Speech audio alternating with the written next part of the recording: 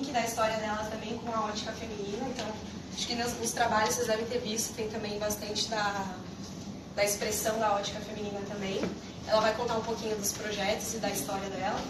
Depois a gente vai passar para o workshop em si, tá? Então a gente está aqui preparado com os cavaletes para fazer uma atividade de fato guiada com a Carol. Bom dia, pessoal. Sejam bem-vindos. Bom, me chamo Carol Pimentel, sou artista plástica. Eu escolhi a faculdade de artes porque achei que não precisava falar em público. Mas cá estou. Dancei. Vamos lá. A minha infância foi na Serra da Cantareira. Subia muito em árvore, plantava frutas, verduras quando criança. E minhas brincadeiras prediletas eram futebol, jogar bolinha de gude, empinar pipa. O sonho da minha mãe é que eu usasse saia, mas a minha criatividade não deixava. Quando eu saía para brincar, ela me colocava a saia, e quando eu voltava, a saia estava na cabeça. Então era tudo que eu queria, com a saia na cabeça. Os meus pais foram grandes influenciadores para minha carreira artística. Meu pai, toda vez que ia fazer um projeto, seja ele para montar um comércio ou fazer qualquer coisa que ele quisesse construir, ele desenhava. O meu pai é representante comercial, não é arquiteto, nada disso. Mas ele tem grandes habilidades com o desenho. E ele percebeu que eu gostava de ficar vendo ele desenhar e me deu um livro de História da Arte e um livro de iniciação ao desenho.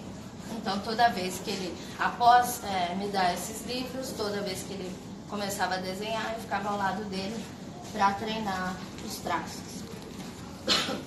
A minha mãe, ela é super afinada, então eu acabei herdando dela um gosto musical que eu acredito que seja apurado. Eu fiz uma seleção de músicas para vocês fazerem atividade de pintura e aí vocês vão poder avaliar se realmente... Então pesquisa. Vocês vão falar para mim depois realmente se tinha razão ou não. É péssimo. E minha mãe, ela era super afinada.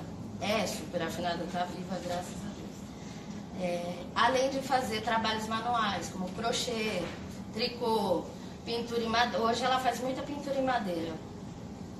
Então eu estava sempre nesse universo. E eu me lembro como hoje, no Natal, aquela questão de você falar assim, o que você vai dar, o que você quer de presente de Natal, e você e tal. E meu pai perguntou para ela, o que você quer esse Natal? Aí ela falou assim, eu quero uma bateria. Eu falei assim, mas de onde ela tirou isso, né? Uma bateria. Pois ela ganhou a bateria e os nossos finais de semana nunca mais foram os mesmos. Que ela não tinha aptidão alguma, mas ela estava lá feliz. Ok. Os meus pais tinham uma loja de material artístico no Pari. A gente morava na Serra, então todas as manhãs a gente acordava às 5 da manhã e vinha para São Paulo. Eles me deixavam na escola no período da manhã e à tarde eu ficava com tempo ocioso na loja, eu não tinha o que fazer. Então você imagina uma criança de 9, 10 anos esperando o horário comercial bater para poder voltar para a Serra da Cantareira. Então era bem complicado. Foi quando a arteira que era descobriu um universo paralelo dentro da loja, que era a expedição. E na expedição eles tinham muitas caixas para jogar fora. E eu comecei a desenvolver e aprimorar as minhas esculturas, que até então eu nem sabia que era escultura, que existia escultura, o que era escultura. Comecei a fazer colagem com caixas e aprimorar os meus projetos. E eu lembro que o que eu mais gostei, o que ficou mais bacana, foi um violão, que eu peguei uma caixinha, cortei ela ao meio, fiz uma colagem com vários papelões e peguei elásticos, coloquei em volta da caixinha e fazia o blém blém e saía o som. Então para mim estava maravilhoso. Na adolescência, nós viemos morar em Guarulhos, saímos da Serra. Eu fiquei um pouco triste de sair daquele verde, da natureza, que eu estava super acostumada a vir morar na cidade. E meu pai e minha mãe, para me deixar mais envolvida, ou sei lá, ficar mais feliz naquele ambiente, eles me colocaram para fazer algumas atividades, das quais eu já tinha uma aptidão e gostava. Foi quando eu comecei a fazer aulas de desenho, aulas de violão e aulas de futebol.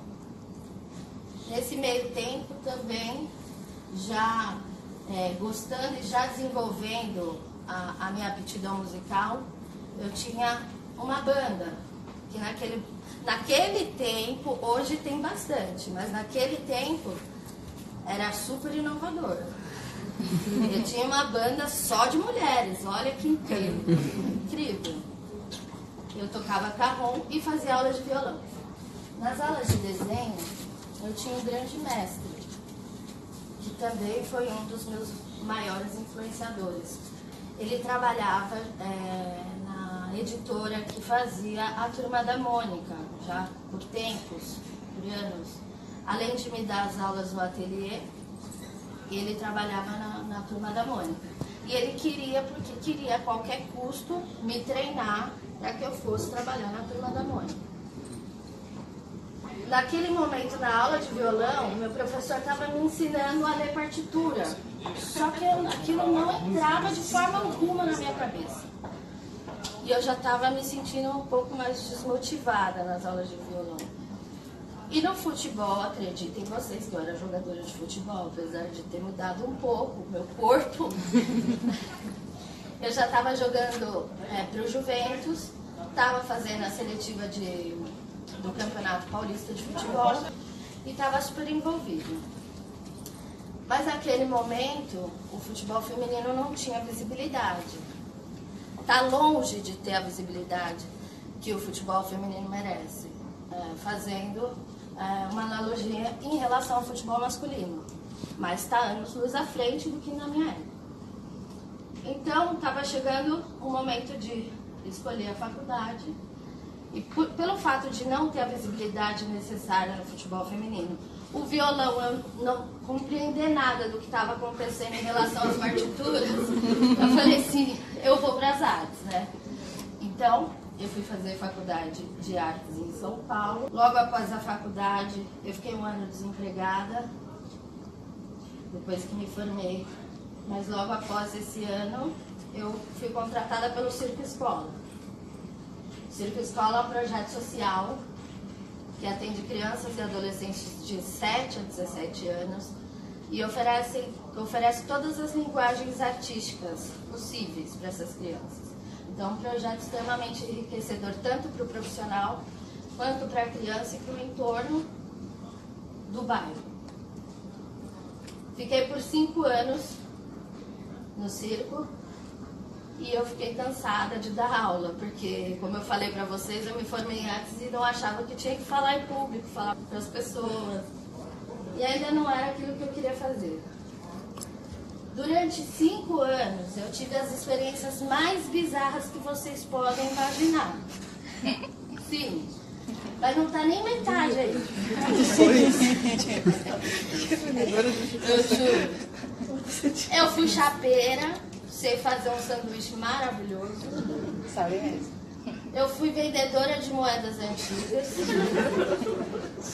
Meu avô me deixou de herança uma coleção de moedas antigas e eu, naquele pior perrengue da vida, eu olhei para um lado, olhei para o outro e falei, o que eu vou fazer?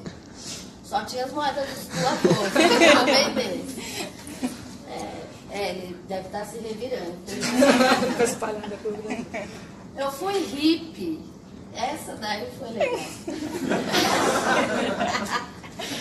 Eu fui hippie e vendi filtro dos sonhos. Aprendi a fazer filtro dos sonhos. Quem quiser também pode encomendar lá. E filtro dos sonhos. Filtro dos sonhos? Nossa! Filtro dos sonhos é um filtro gigantesco que culturalmente é dos índios. Então você coloca na cabeceira da sua cama para filtrar seus pesadelos. Olha só que incrível. Bom, naquela época também, os móveis de pallet, móveis de caixote de feira, não eram moda, tá? Fui eu que inventei. Nossa, mas era tenebroso, gente. Eu vou falar pra vocês.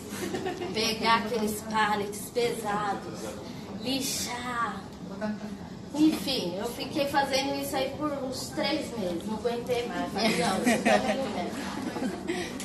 Fui restauradora de móveis, sei fazer também umas pinturas em móveis super legais.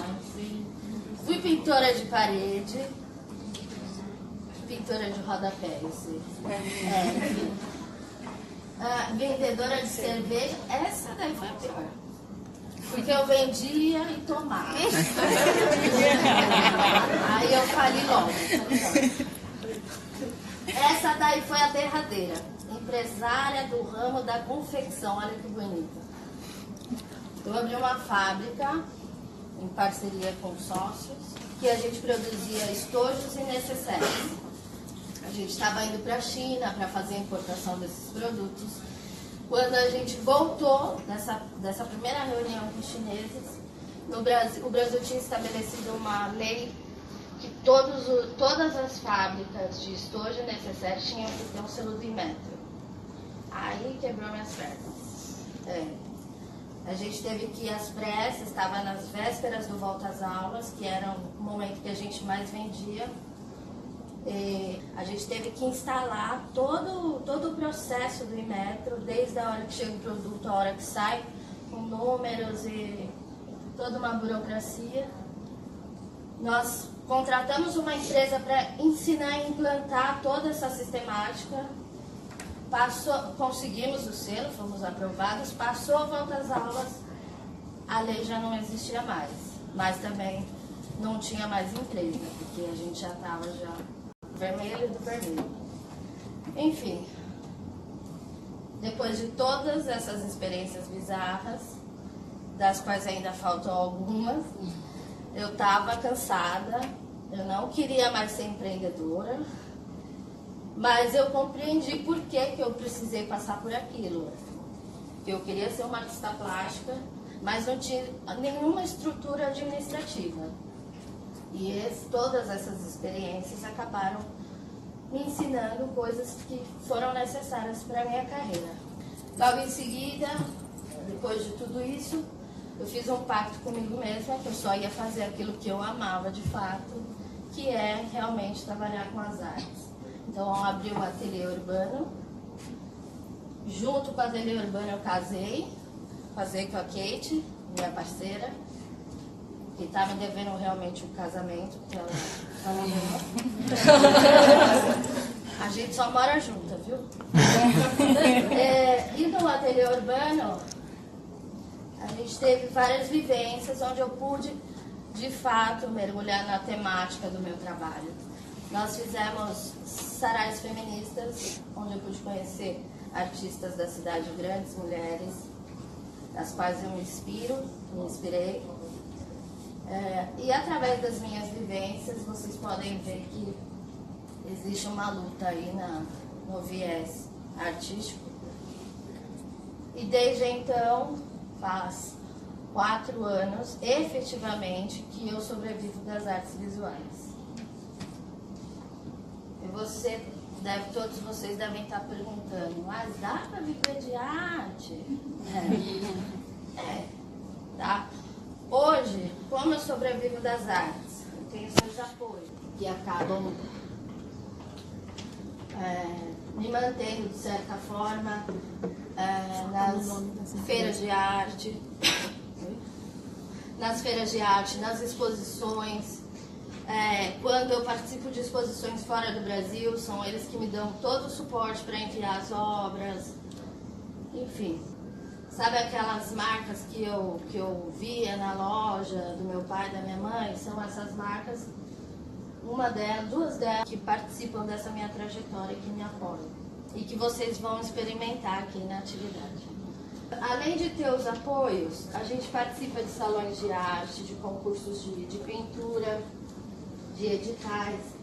Ontem foi a minha exposição em um dos editais que nós fomos premiadas, selecionadas através de um chamamento em Jundiaí, que chama Festival Delas, onde só as mulheres têm voz para fazer, para desenvolver arte.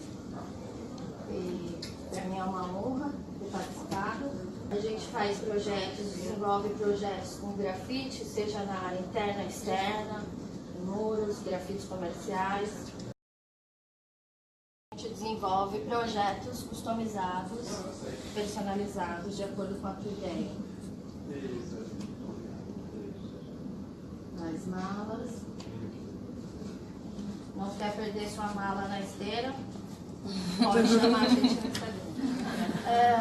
Aí tem algumas exposições que a gente participou, em Búzios, Miami, certificado da Dandara ali, que foi premiada em primeiro lugar, em Lisboa. Hoje eu estou trabalhando com 3 projetos, que é o Solte Suas Amarras. O Solte Suas Amarras é um projeto que dá voz e abertura, atende mulheres e LGBTs que foram assediados. Então, ele se inicia através de questionários e entrevistas. E aí, após esse crivo, essa seleção, a gente faz uma obra de arte, seja ela obra audiovisual, uma pintura, para que essa pessoa que foi assediada dessa forma bruta se veja num novo reflexo através dessa obra, né? O projeto ele é extenso, ele está virando um documentário. Espero ter oportunidade de passar para vocês numa próxima oportunidade, quando ficar pronto. Tem as Madonas, que faz um paralelo da obra do Leonardo da Vinci, trazendo a atual circunstância e momento da mulher. Então, tirando aquele olhar da mulher que só nasceu para ser mãe, tarará, e fazendo esse viés com a mulher contemporânea. Cada Madonna deixa o seu legado e traz um novo legado. E Arte Conectada, que trata da temática tecnológica e as mídias sociais e as selfies. E através dessas telas a gente está implantando os QR Codes para que façam uma nova leitura, a obra dentro da obra. Não tenho nenhuma aqui, tá? Em exposição. A obra dentro da obra, fazendo esse jogo com a tecnologia. Muito bem. Vamos ao trabalho? Vamos ao trabalho. Bom, gente, já sei que poucos de vocês já pintaram, tiveram experiências e tal. A Dani me perguntou algumas vezes, mas precisa saber pintar? A arte terapia é uma coisa muito mais profunda, né? Se a gente for estudar a fundo. Mas eu gosto de usar o termo arte terapia porque tira vocês um pouco do universo que vocês vivem e transformam a sua sensibilidade, a sua ideia através da arte. O objetivo principal é que vocês possam resgatar, através de vivências ou memórias, a essência da mulher.